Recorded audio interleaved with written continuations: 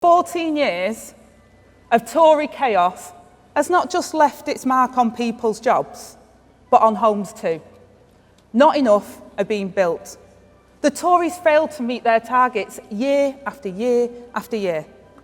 Michael Gove handed back nearly £2 billion to the Treasury in unspent housing funds. Mortgages have soared. Leaseholders are left at the mercy of eye-watering charges. Renters face crippling hikes in damp and mouldy homes. And homelessness is all around us. The simple aspiration of a safe, secure and affordable home is further out of reach than ever. And we can't go on like this. So change must begin at home. We're tackling the Tories' housing emergency. We will get Britain building, and building decent homes for working people. Kuenssberg's recent live interview with Angela Rayner was truly shocking, clearly highlighting contradictions, misjudgments, and evident unpreparedness. This encounter evolved into more than just an awkward political discussion. It became a moment that left viewers questioning the credibility of one of the most prominent figures in the Labour Party. At its core, politics should serve the people, yet this interview raised unsettling and significant questions about the relationship between public perception and accountability. Angela Rayner's choice to accept housing from a wealthy donor, regardless of any personal ties, has come under intense scrutiny.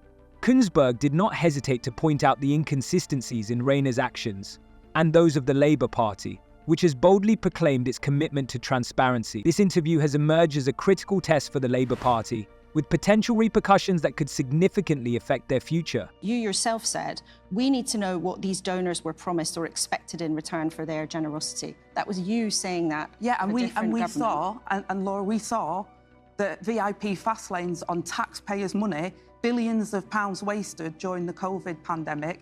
These are individual donations. Nobody's been given billions of pounds contracts, millions of pounds contracts as a result. That's the distinction for me, is that people were given jobs in executive roles. People were given, contracts worth billions of pounds when we didn't actually see the benefits of that. That was the distinction for me. But the transparency, you're absolutely right, and I absolutely believe the public want that. Rayner's inability to establish a clear and consistent stance on the housing issue has revealed deeper and more concerning problems within the party.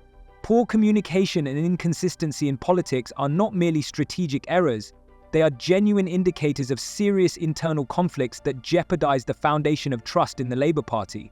The party's efforts to articulate a clear vision may alienate voters who are yearning for real and effective solutions. The housing crisis, or an oversupply of real estate, is a pressing issue that demands immediate and serious attention. Let's take a moment to examine the numbers. The Labour Party aims to construct 1.5 million new homes during this parliamentary term. While this is indeed an ambitious target, unfortunately, no one in the industry believes it can be achieved. Setting high goals is commendable, but where are the concrete plans to realise them? Moreover, Rayner was not the only one facing scrutiny. The interview also negatively affected the reputation of the party leader, Keir. He is frequently criticised for being out of touch with public sentiment, and his public appearances, such as being photographed in a corporate box at a football match, only serve to reinforce this perception, creating an impression of detachment from reality. But you were accepting accommodation from a wealthy Labour donor, whether they were a friend or not. What part of that do you think looks acceptable to people watching this morning? I think the important thing is, somebody allowed me to stay at their apartment for a few days. I decided to declare that because that person is a politician, happens to be a friend, and I stayed there for a couple of days. I felt it was important that people knew that I'd used the apartment. I don't think that's unusual. People do, stay at other people's apartments. I think it was right and proper that the people could see that relationship and could see that I'd used that apartment. And I think that's the important thing for me, is people need to know where those donations are coming from. The current challenges facing the Labour Party are far from mere superficial issues. They represent a genuine crisis that threatens the party's very future. The Labour Party is grappling with a significant dilemma. How can they bring together their diverse internal factions while simultaneously crafting a coherent and compelling vision for the country? This question extends well beyond mere image or public relations. If internal conflicts are not addressed, the Labour Party risks remaining perpetually divided and entangled in contradictions. which could ultimately erode voter trust. The internal divisions within the Labour Party are a major barrier to its success. These conflicts are not only evident in disagreements over specific policies, but also in broader ideological struggles that are tearing the party apart from within. One faction advocates for bold and radical reforms, while another leans towards centrist and pragmatic solutions. Consequently, the party is finding it increasingly difficult to present a unified stance on critical issues, leading to voter disappointment and dissatisfaction. The longer the Labour Party remains fragmented, the more indecisive and incapable of effectively leading the country they appear, squandering the chance to become the true leaders that the nation desperately needs. During the election campaign, and then outside Downing Street, Keir Starmer said time and again, we will return politics to the service of the people. What part of returning politics to the service of the people involves accepting free outfits?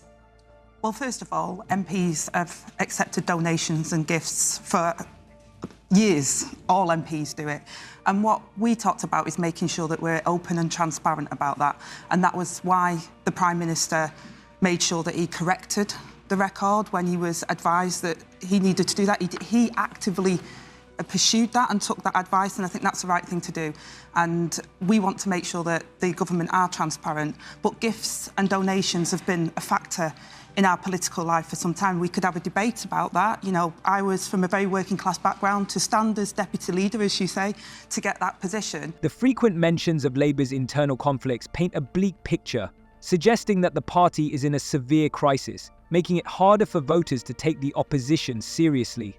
This is particularly evident when compared to the Conservatives, who, despite their own flaws, present a more consistent stance, even if it is contradictory. Additionally, the interview highlighted a concerning trend of growing disillusionment among voters, who increasingly feel alienated from the political elite. Many believe that politicians prioritize their personal image and appearance over genuine changes that could benefit society.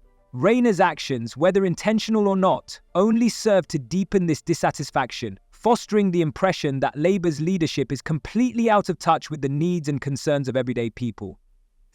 I had to accept donations in order for me to run the campaign, because it's a very expensive way of doing our politics. And what Keir was saying, in particular around some of the donations that so he could see the football and security, is that shouldn't land on taxpayers. We're very clear on that, but we have to have transparency in the system. But the rules are the rules. The perception is a different thing. What part of returning politics to the service of the people involved you accepting a free stay in a New York apartment on a holiday? Well, first of all, I was on holiday in New York. I paid for my holiday in New York, but as friends do, a friend allowed me to stay. I often allow people to stay at mine. But what I felt, and I went beyond the rules, is because that person had donated to my deputy leadership, who happens to be a friend but is a politician in their own right, I felt I should declare it, and I did declare it. Rayner attempted to defend her stay at the donor's luxury apartment in New York by stating it was merely a personal vacation and that she made this choice as a precaution. However, Kuenssberg pressed her, arguing that such actions contradict Labour's commitment to making politics more accessible to the public. The public's perception of a political leader accepting perks from a donor undermines the principles of honesty and accountability that are essential for maintaining trust in the Labour Party. The conversation quickly shifted to the Labour Party's housing policy, revealing even more inconsistencies. The ambitious pledge to build 1.5 million homes stood in stark contrast to the anticipated arrival of 2.5 million immigrants during the same time frame. When Rayner was asked how these figures aligned, she struggled to provide coherent answers. On one hand, she asserted that there was ample housing available in the country, while on the other, she acknowledged the ongoing housing crisis. This left the audience with significant doubts about the Labour Party's strategy on critical issues, leaving them feeling confused and disappointed. I've reflected on my donations. I've been very transparent about the donations that I had. I stayed at someone's apartment. It wasn't that I had a luxury holiday. And we've talked about that. And I did that and I disclosed it. In terms of the donation that I had from a clothing company, again, I put that out in the public domain and made sure that people understood that that's where I'd got that clothing from. And I get that people are frustrated, in particular the circumstances that we're in. But donations for gifts and hospitality and, monetary donations have been a feature of our politics for a very long time. In a recent interview with BBC correspondent Laura Kuenssberg, the internal conflicts within the party took centre stage, revealing significant issues. Kuenssberg didn't merely highlight individual mistakes. She boldly addressed the more serious repercussions of Labour's actions, skillfully using each topic to probe deeper into the contradictions that are fracturing the party. This approach not only captivated the audience, but also added a sharp intensity to the discussion. Each new question acted as a fresh clue, redirecting the audience's focus to the central issue. Can the Labour Party truly deliver on its promises, or are they too entangled in internal disputes and a lack of leadership? Throughout the interview, it became increasingly clear that Kuenssberg was not just challenging Labour's tactical leadership, but also examining the broader narrative the party was attempting to convey to the public. This led the audience to confront a troubling question. Is the Labour Party capable of presenting a strong and unified vision for the country's future? Or is it too fragmented to effectively challenge the Conservatives? This created an atmosphere of tension and anticipation, compelling viewers to reflect on a future that may be at risk. What are your thoughts on this video? Share your opinions in the comments, and see you next time.